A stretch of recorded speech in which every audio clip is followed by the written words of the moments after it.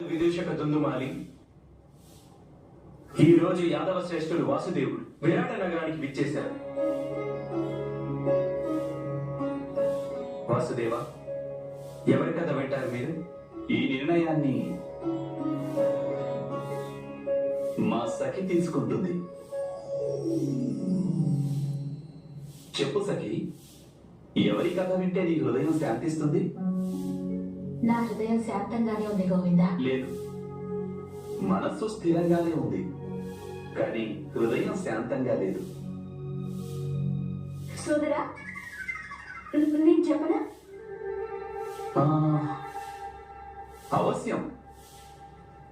దుందుమాలి మహాశయ, ఇప్పుడు నేను వినాలనుకుంటున్న కథ నేను నా బాల్యం నుండి వింటున్నదే, కానీ దాని గొప్పతనం నేటి వరకు నాకు అర్థం కాలేదు.